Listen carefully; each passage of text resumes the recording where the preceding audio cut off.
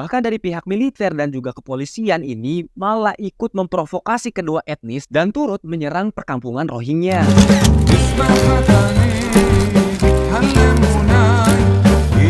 Halo Kecubungers, kenalin aku Krisna dan kalian bebas mau panggil aku Kris, Nana, Kan, whatever lah. Dalam mengawali lahirnya konten storytelling pertama aku bakal bahas isu-isu yang baru-baru ini lagi panas nih. Contohnya seperti meningkatnya jumlah pengungsi yang berdatangan dari Rohingya yang terus masuk ke Indonesia. Namun kali ini reaksi netizen Wakanda terhadap pengungsi dari Rohingya ini tidak membangkitkan simpati atau empati ya, melainkan malah membuat netizen Wakanda ini malah jadi naik pitam ya karena kelakuan-kelakuan barbar, kelakuan-kelakuan gak jelas atau di luar nalar mereka gitu. Ya emang agak minta disambut. Kalian lihat aja contohnya seperti Kenapa? What happened? Tidak cukup? Tidak cukup.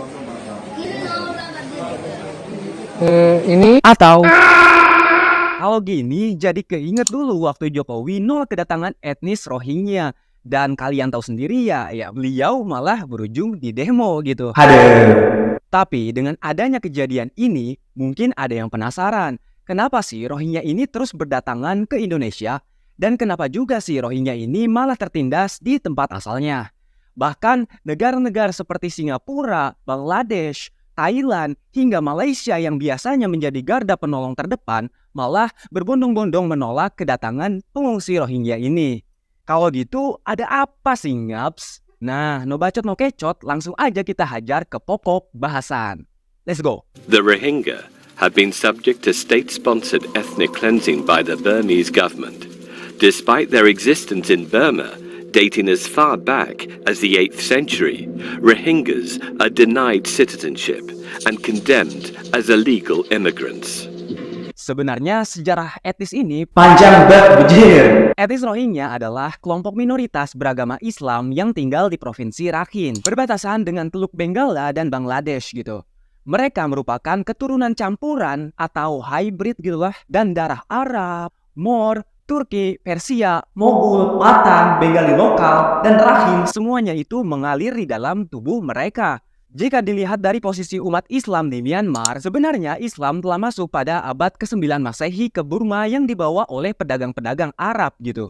Kemudian sekitar tahun 1440-an, kerajaan Islam berdiri atau yang sekarang dikenal sebagai Rakhine. Kerajaan tersebut dipimpin oleh Nasiruddin Mahmud Shah. Kemudian kerajaan ini semakin dekat hubungannya dengan Mughal di India di bawah pimpinan Bahadur Shah II. Konflik antara Muslim dan Buddha di Myanmar telah dimulai pada tahun 1784 Masehi. Saat itu Burma belum diduduki oleh Inggris. Tahun 1784 merupakan tahun kemenangan bagi Buddha di Myanmar. Jadi Buddha-Buddha ini menginvasi kerajaan Islam tadi dan mereka menang ujung-ujungnya gitu. Nah, tidak lama selang kemenangan-kemenangan orang-orang Buddha ini, tidak lama orang-orang dari Inggris ini datang dan menginvasi Myanmar yang pada kala itu belum merdeka. Namun, saat Buddha Burma menaklukkan kerajaan Islam Rakhine pada tahun 1784, benih permusuhan antara Buddha dan Islam di Myanmar ini semakin tegang. Ketegangan tersebut makin diperparah nih dengan masuknya Inggris pada tahun 1824. Nah, jadi pertanyaannya adalah kenapa sih Muslim di Myanmar ini selalu mengalami tindakan kekerasan dari Buddha di Myanmar? Sejarah mereka ini emang penuh dengan konflik gitu, termasuk upaya pengusiran dan pembantaian sejak tahun 1942.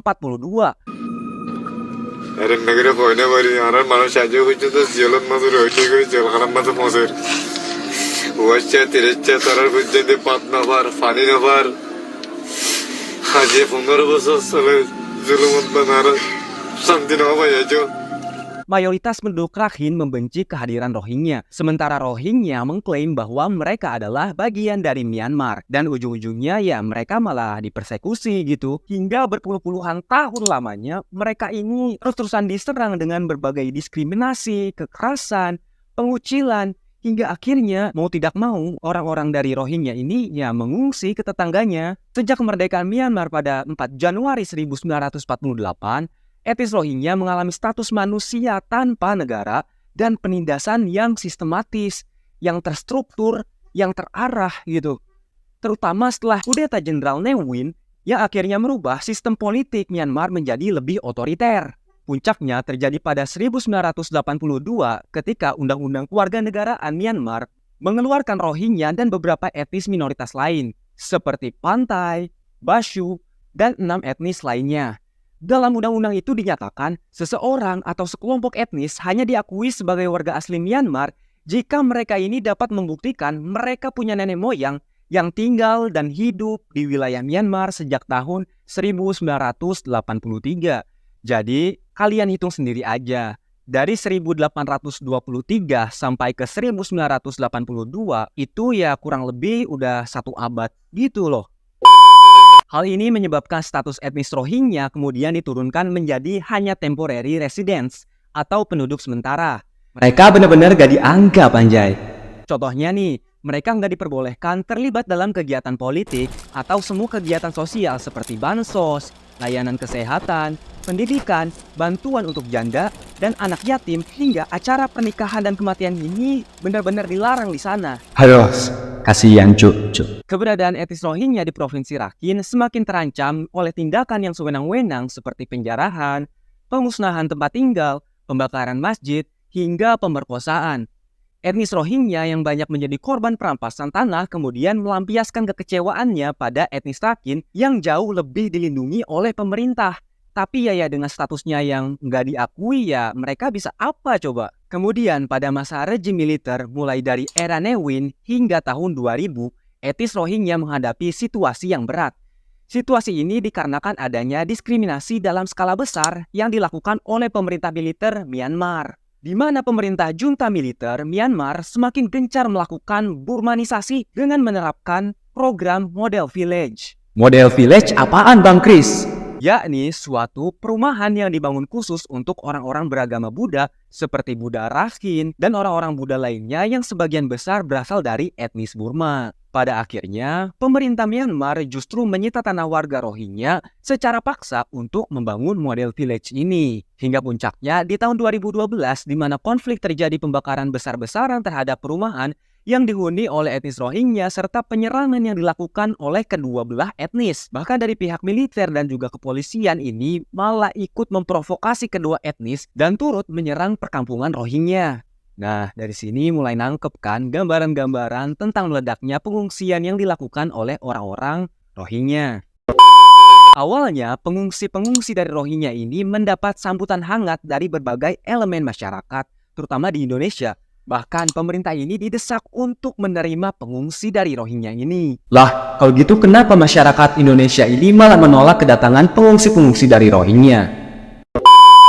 Jadi, faktor-faktor yang membuat kebencian netizen Wakanda ini memuncak karena kelakuan buruk dari imigran. Misal yang pertama, mereka ini gak mematuhi norma yang disepakati, seperti tidak menjaga kebersihan. Yang kedua, kabur dari kamp pengungsian. Menurut laporan dari BBC Indonesia, para imigran Rohingya yang telah melarikan diri sudah mencapai 89 orang, terhitung mulai dari bulan Desember 2022 hingga Maret 2023. Nah, yang ketiga ini yang agak Mereka ini malah membuang bantuan warga Aceh ke laut. Kejadian tersebut terjadi saat rombongan yang terdiri dari 249 imigran Rohingya yang tiba di desa Pulau Pinang Maunasah 2 Biren, Aceh. Nah, pada saat itu masyarakat ini berbondong-bondong buat menolak mereka untuk turun ke daratan, tapi mereka ini tetap memaksa. Nah, walau begitu, orang-orang yang ada di Aceh ini mereka tetap memberi bantuan. Dan bangkainya bantuan-bantuan yang sudah diberikan oleh warga tersebut malah dibuang ke laut. Ini kan ibaratnya seperti lu dikasih hati tapi minta jantung gitu. Iya kan? Dan yang keempat ini yang lebih parah lagi nih. Di mana ada seorang imigran Rohingya ditangkap polisi karena diduga memperkosa anak di bawah umur di kamp penampungan sementara di Padang Tiji, Aceh. Hal ini itu diketahui oleh orang tua korban yang masuk ke dalam bilik dan mereka mendapatkan anak tersebut lagi menangis gitu. Dan anaknya tersebut mengeluh kepada orang tuanya bahwa dia kesulitan untuk buang air kecil. Nah, karena orang tua ini tahu bahwa anaknya tersebut telah dicabuli, maka mereka ini lapor ke polisi gitu. emang pedofil. Tapi perlu kita ingat bahwa ini hanya perbuatan yang dilakukan oleh satu individu. Jadi kita nggak boleh menjustifikasi atau menyamaratakan bahwa penduduk Rohingya ini biadab kayak manusia bego ini. Lanjut. Nah, yang ini adalah berita yang baru-baru aja teruap gitu ya kan, bahwa ada dalang dari maraknya kedatangan imigran Rohingya yang ternyata diselundupkan. Bahkan kabar terbaru ini ada 3 orang yang disangka sebagai TPPO atau tindak pidana perdagangan orang. Polresta Banda Aceh menetapkan 1 warga Rohingya yang mendarat di pantai Belang Ulam, Aceh Besar, sebagai tersangka tindak pidana penyelundupan manusia. Polisi telah memeriksa sejumlah barang bukti dan 12 saksi pengungsi Rohingya. Tapi ya apa yang dilakukan oleh orang-orang penyelundup ini menurut gua gacor sih. Karena yang pertama, mereka ini kok bisa gitu sampai nggak terdeteksi sama radar pertahanan kita. Itu pakai kapal mode siluman apa gimana sih, Naps? Nah, segini dulu pembahasan dari aku. Kalau menurut kalian gimana bos terkait perkara Rohingya ini? Kalau kalian punya opini pribadi, kalian bisa aja baku hantam di kolom komentar. Hehe. Nanti gua tanggepin lah kalau misalkan mantap. Jadi ya segitu dulu. Sayonara. Aku mau kecubung. Aku mau kecubung. Aku mau kecubung. Aku mau kecubung. Aku.